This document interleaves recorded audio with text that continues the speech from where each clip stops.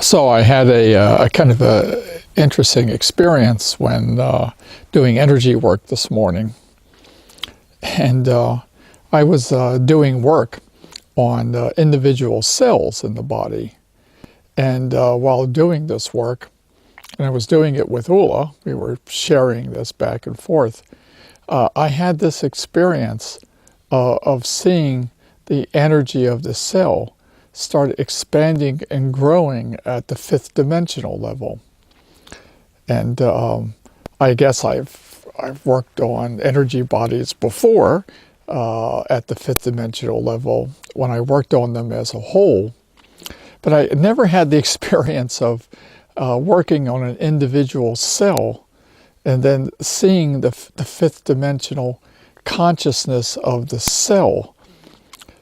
Anyway, this was significant to me because as I have thought about how is it that humanity will make the transition to fifth dimensional consciousness, it's seemingly been clear that people are going to be in their third dimensional bodies for a long time, but even while living in their third dimensional bodies, they can establish consciousness at a fifth dimensional level. And I've always seen that as something that happens over the whole energy field. But today, that was a new insight, seeing that the individual cell could achieve a kind of energy at a fifth dimensional consciousness. And I guess in one way what it means is that if you see how much of the essence of the cell is concentrated at the third and fourth dimensional level, then you see how much of the cell is at the fifth dimensional level. It's like the fifth dimensional level goes up and up and up. And that gave me greater confidence in how humanity can evolve. It gave me greater confidence for how fifth dimensional consciousness can become so integrated in what we are, so integrated in what we are that we don't even realize that the shift is happening. Don't even realize that that shift is happening. And there was another thing that came up during this work. It came up this morning when working with Ulla and working on cells, that I had the perception that, each person when they're born has within them, all the light that makes them up. And you could also say that they also have within them a seed of darkness. And maybe darkness is the wrong term. A seed for growing and developing in a way that's not in alignment with oneness, to move toward individuation and separation. There's a seed. There's a seed that is the starting point for growing separation in your life.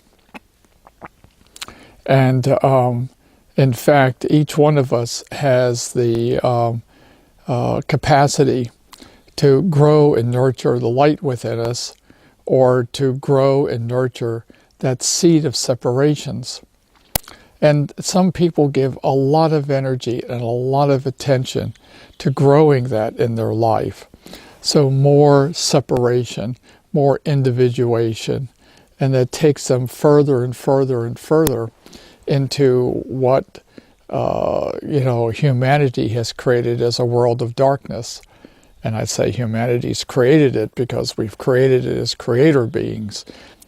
I guess the point of that is that we each can decide how much energy we want to give to feeding that seed of separations and darkness, or feeding the light within ourselves.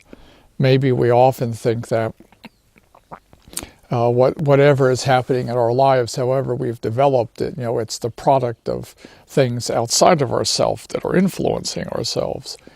But in fact, it's really up to us. We're the ones in charge. We're the creator beings. And you can decide what you're going to give your energy to.